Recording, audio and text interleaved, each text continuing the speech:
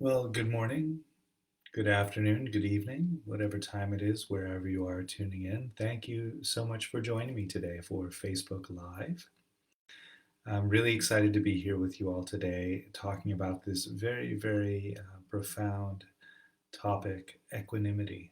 And it's one of my favorite topics. It's one of my favorite practices. I've always kind of been drawn to the practices of equanimity. I found them and continue to find them incredibly resourceful and a source of strength and resilience in my own life. And I've seen this to be the case in other people's lives too. When I offer teachings around equanimity, it is very often offered by those people that, yeah, this is a tremendous resource for strength and resilience.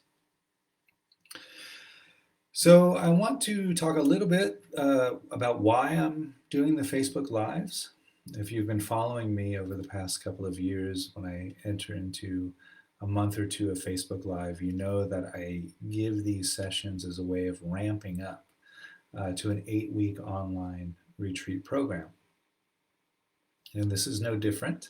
So I'll just talk a little bit about the retreat program that I'm going to be offering, which launches July 27th and it runs to September 18th. And this is entitled Equanimity, the Clear Seeing Heart. So there's 2 sections to this 8-week program. Section 1 meets on Thursdays and Mondays from 7 a.m. to 9 a.m. in Thailand. That's the Thai time. If you're in the East Coast, that equals out to being Wednesdays and Sundays, 8 p.m. to 10 p.m. Section 2 in Thailand, where I'll be located when I'm offering this program, Section 2 is on Thursdays and Mondays from 3 p.m. to 5 p.m. And really, Section 2 is designed to cater to those people who are in Europe, because 3 p.m. to 5 p.m. in Thailand on Thursday equals 10 a.m. to 12 noon in France. So Thursdays and Mondays, 10 a.m. to 12 noon, if you're in the same time zone as France, Europe time, then that would be a good one for you. Also, of course, if people who are in Asia who like a later time in the day, it's 4 p.m. to 6 p.m. in Philippines, and I do have a lot of people who do call into these programs from the Philippines. So happy to be able to offer that section 2, for my friends in the Philippines, my friends in Thailand, Japan, Singapore, and the rest of Asia. So a little bit more about the structure of the course before we launch into the actual bulk of today's offering. It's an 8-week course. We meet twice a week, as you perhaps just noticed. People can make as many or as few of the live sessions as you wish. If you want to do the whole program in your own time, in your own pace, you can do that as well. You don't have to make any of the live sessions if that's more comfortable for you. And I do have people who register and do that. The recordings will be made available only for the retreat participants. Sometimes I have people emailing me, can I get a recording of something from the last retreat? No. And I do that because I really honor the confidentiality of all of the participants. That's really important for me. And kind of in that theme, I just want to mention here that this course that I'm offering on equanimity, the other course that I'm offering on mindfulness, and all of the offerings that I give are held within a trauma-sensitive framework. So I do offer a whole list of confidentiality agreements and community agreements that we'll enter into as a way of cultivating a type of safety within the community, a safe container that we can all feel free to express ourselves freely within. And I feel that's very important. Also want to mention that everything I offer is offered within a secular voice. Now, the bulk of my background training is in the Buddhist tradition, and so I will draw heavily on Buddhism because that's where my training comes from. So it's sort of my comfort zone. But when I do speak and read perhaps from Buddhist texts or speak from the Buddhist tradition, I try to do so in a way that it's accessible to everyone. And if you stick with me here on the Facebook Live, you'll probably get a feel for that. One more thing about the 8-week program, it's appropriate for people of all experience levels. If you've never meditated before, or if you have a healthy meditation practice, or you're just kind of dabbling with meditation, everyone's welcome. And I like to provide that space for all experience levels. And I do that by not pre-creating a curriculum. I literally, the night before we meet, I sit down and I think about what people are experiencing in the course, and I design the class around what's coming up in the course. Now, of course, there are certain topics that we'll need to cover, otherwise it wouldn't be a course at all. But I do cater to the experience in the room. Like that. So again, you don't have to worry, is this, do I have enough experience for this course? Have I meditated enough? So forth like that. No worries. Everyone's welcome. So I would like to ring the bell here, and perhaps we'll do maybe, a 3-minute meditation, just as a way of arriving and settling. Maybe we've had busy days, or we're having a busy morning. So I'll just ring the bell here, and we'll just have about 3 minutes of meditation.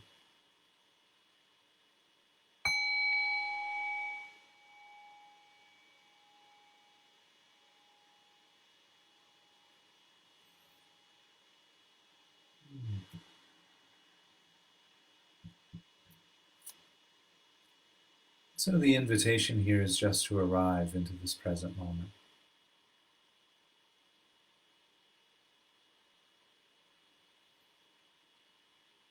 We might begin arriving just by noticing how the body feels right now in this current posture.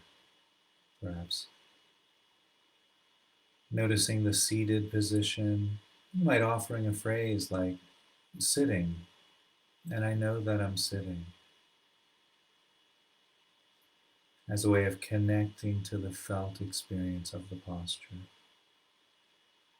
Or if you're lying down, just offering a similar phrase, lying down, and I know that I'm lying down.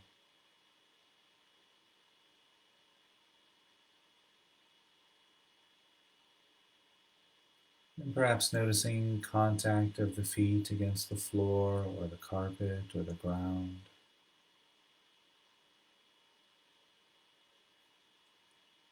You might notice the weight of the body against the cushion or chair or mat or floor.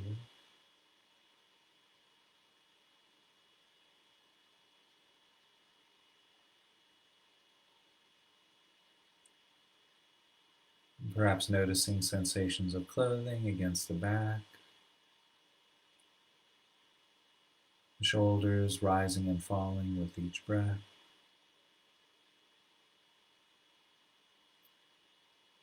And there might be sensations arising from the face.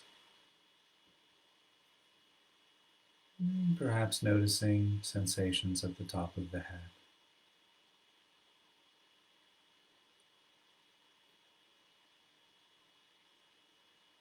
Resting, breathing.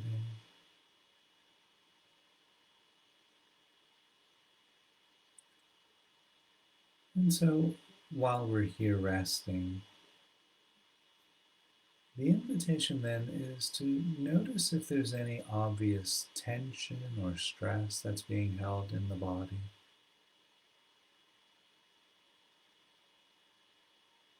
And if you notice any stress or tension there, just inviting that to relax, grow soft, rest.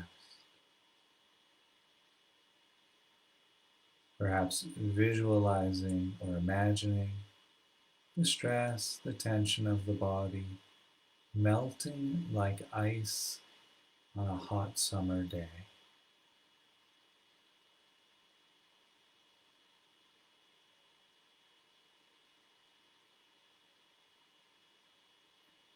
Melting right off of the bones,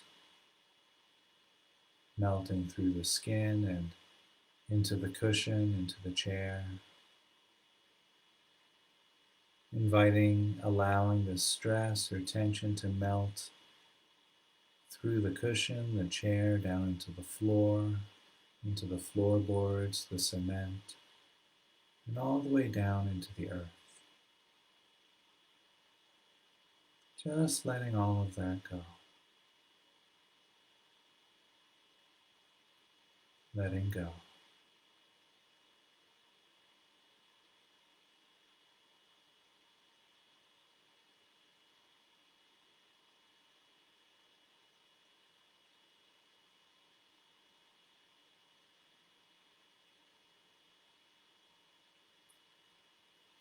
And so in the next few moments, we'll begin to shift away from the practice and back into a conversational space.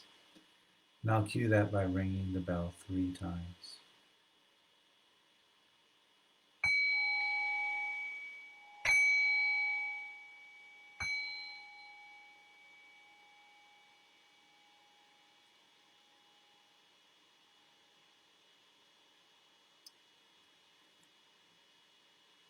Okay. So thank you for that. I hope you were able to settle into the present moment a little bit. And I know I was. I appreciate it. So I'd like to open today's talk by actually reading an excerpt from the Buddhist tradition. This is actually from the first turning of the Dharma wheel, which was the first teaching that the Buddha ever gave. And here the setting is that the Buddha is speaking to 5 ascetics, 5 people who are practicing asceticism.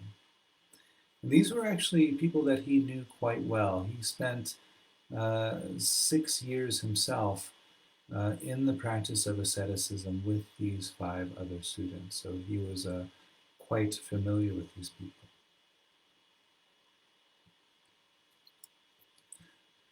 The wise do not pursue 2 dead ends. Which 2? Addiction to pleasure, through indulging in sensuality, which is vulgar and village-like,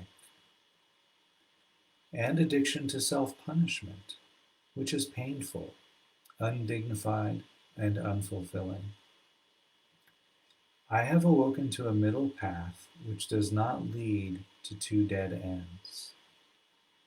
It is a path which generates vision and awareness. It leads to tranquility and lucid understanding, awakening and release.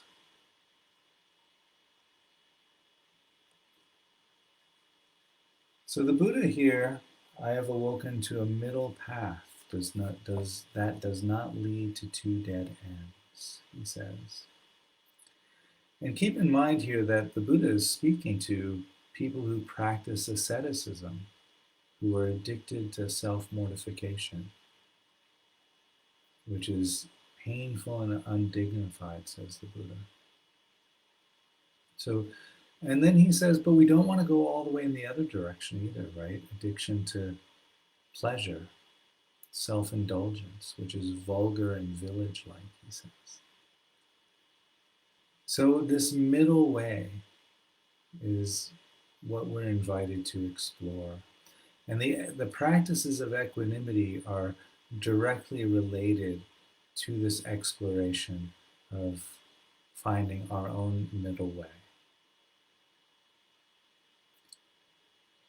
So most of us know in our own experience what it might feel like to hold on to one side of an argument or of a disagreement or of a debate and push against the other side, right?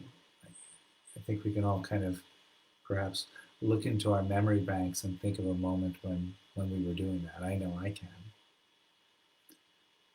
So just to give a little example of that, let's say you're living in a place where there are other people around, a partner, a spouse, a roommate.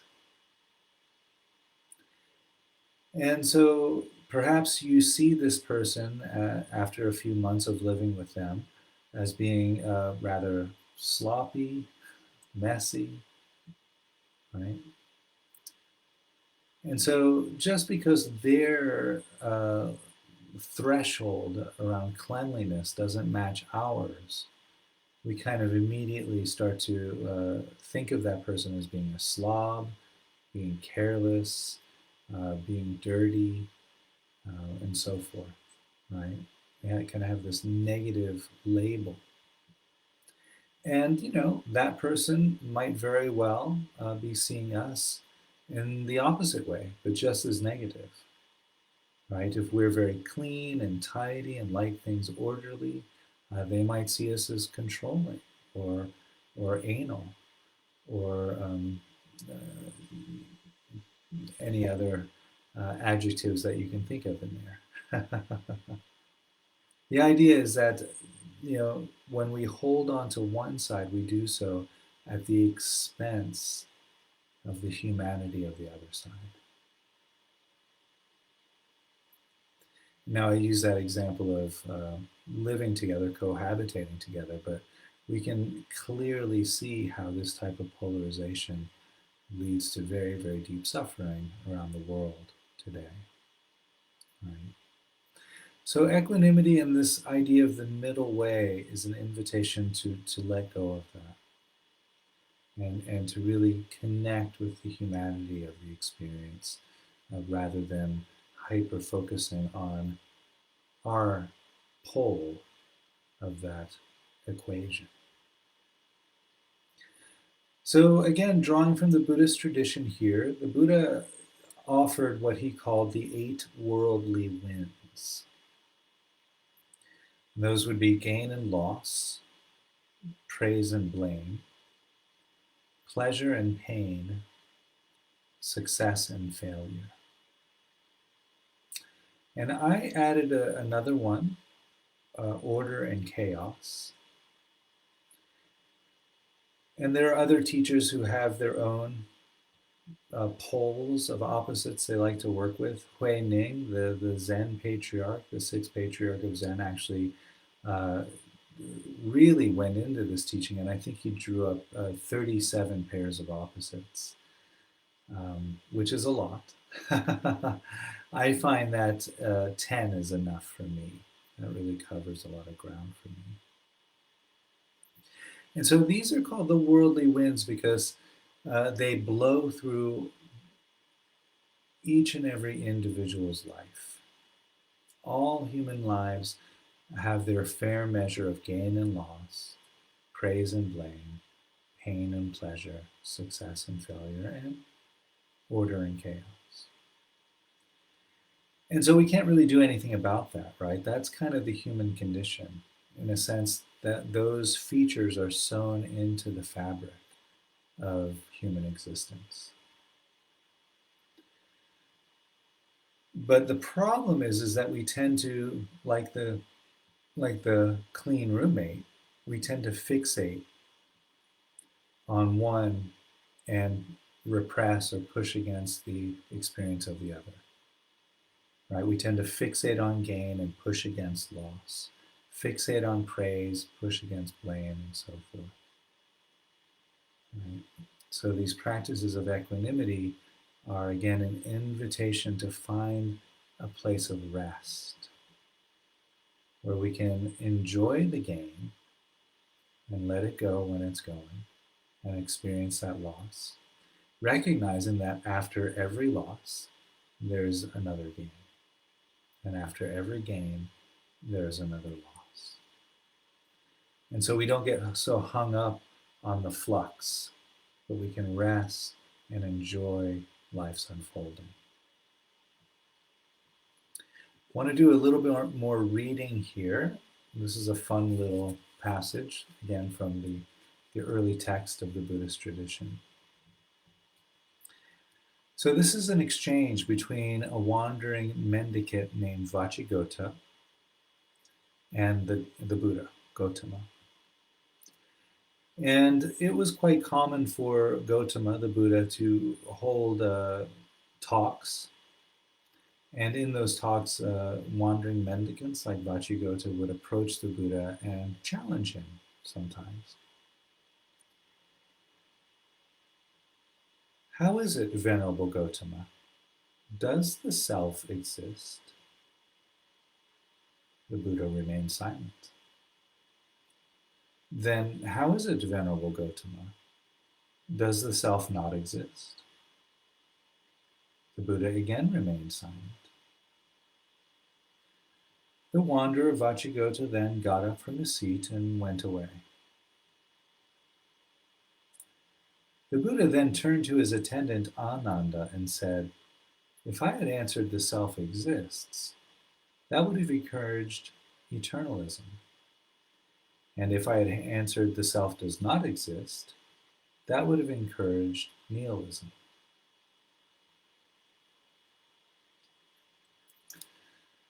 So it's worth noting here that the poles of eternalism and nihilism were hotly debated topics in the Buddha's time, 2,600 years ago. There were many, many spiritual practitioners, seekers, and sages who really held on to the idea that the soul is eternal, and there were many in that same category who held on to the idea that there is no soul and that nothing matters. And so the Buddha, rather than, it seems like he kind of fluffs Vacigota away by not answering him. He just remains silent. And I could see where one would think that, right? It's kind of a gruff, cold shoulder kind of thing. But when reading this several times and meditating on it, at least I think I've come to understand that actually the silence is the answer. It wasn't that the Buddha wasn't answering him, but he was allowing the silence to be the answer.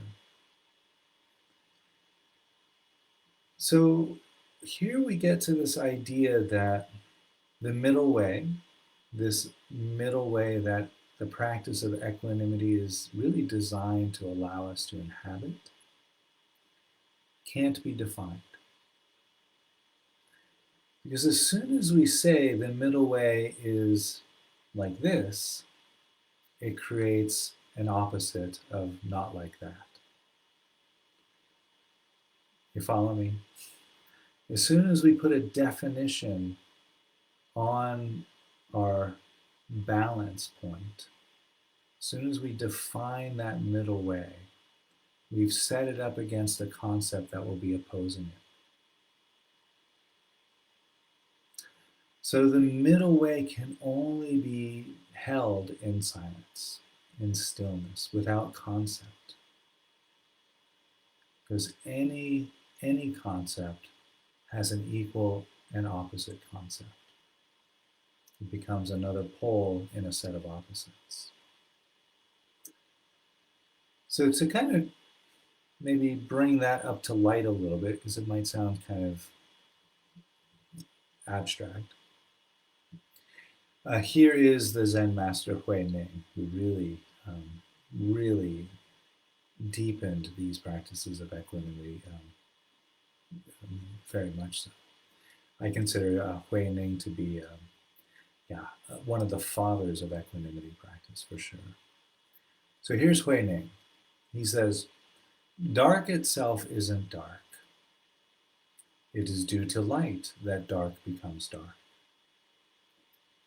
And light itself isn't light. It is due to dark that light becomes light. Because light changes into dark, and dark gives way to light, their appearance and disappearance depend on each other.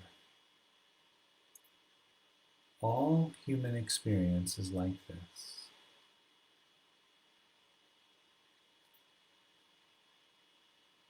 because light changes into dark, and dark gives way to light.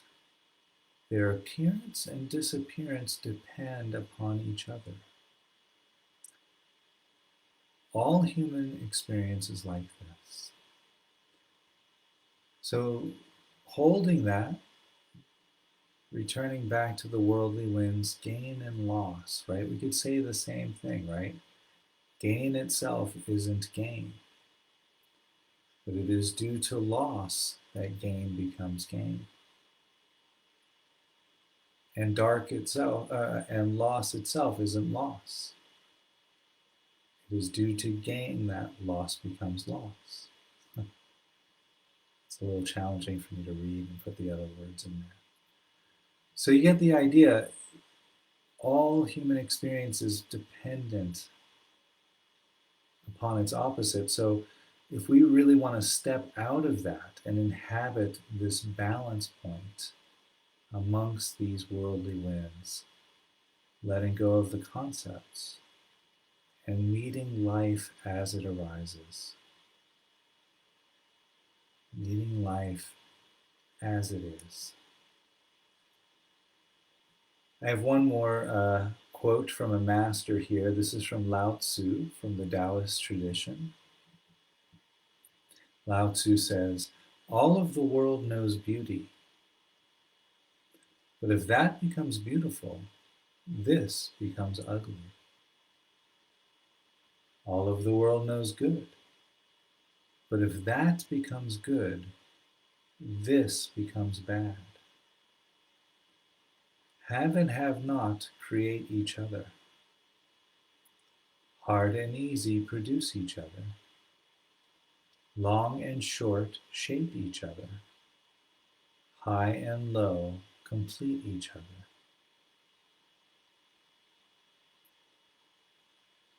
So Lao Tzu clearly pointing at this idea that these opposites, what we think of as opposites, are really two sides of the same coin, right? High is only high in relationship to low. And we can kind of see this, in a simple way. I'm holding this singing bowl, and it feels hard, but it only feels hard in relation to the softness of my fingertips, right? If my fingertips were like as hard as a rock boulder, then this singing bowl would feel soft. And it's just that simple, really. But we get hung up on what we think of. We get hung up on our conception of reality rather than holding our conception of reality lightly and recognizing that perhaps the world is a little bit different than how we've been taught to experience it. So again, there's nothing wrong with how we see the world, but it just may be a little bit inaccurate. And it's holding that question,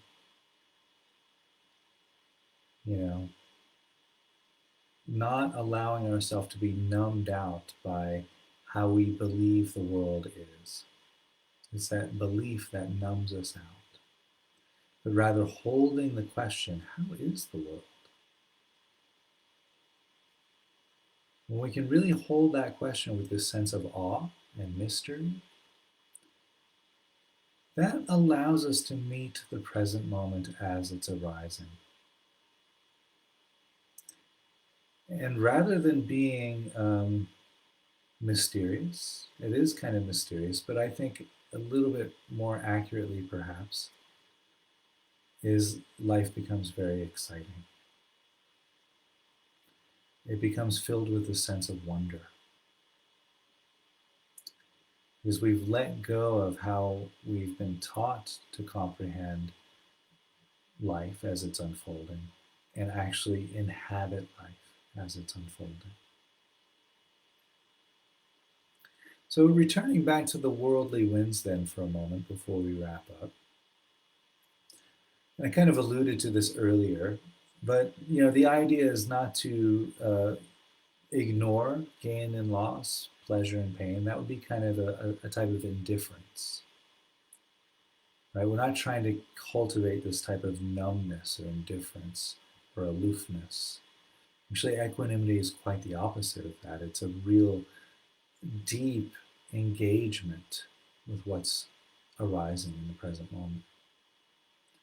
So we can enjoy and really drink in the positive experiences, the gain, the praise, the pleasure. Those experiences of life nourish us. They help us and support us when times are rough. So we don't want to ignore those. We just want to be able to let go of them when they're fading and not cling to them. And then we find ease and rest amidst the difficulties, knowing that eventually the difficulties do give way to pleasant once again. So we're not pushing or pulling, but resting.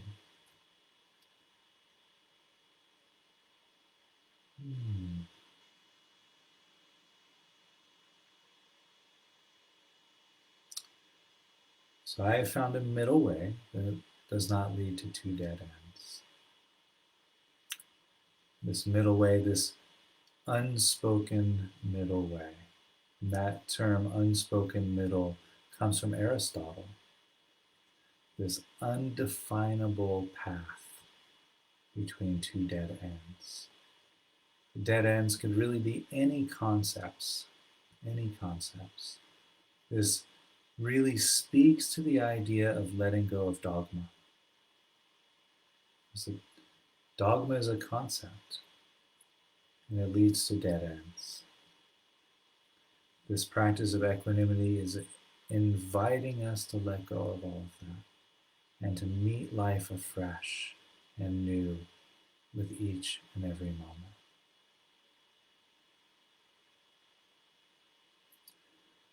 So I think that's all I've got to say today. Again, if you're interested in signing up for the 8-week program, all of the information is on my website, www.suchsweetthunder.org.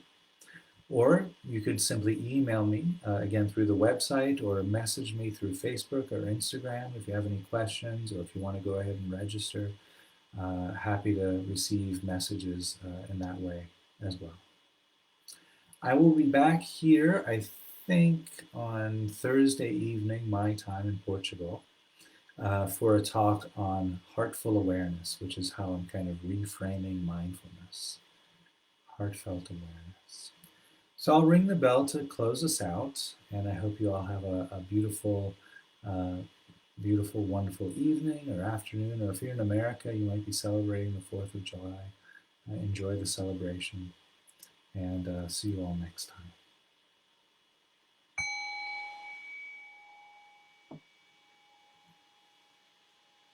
Thank you.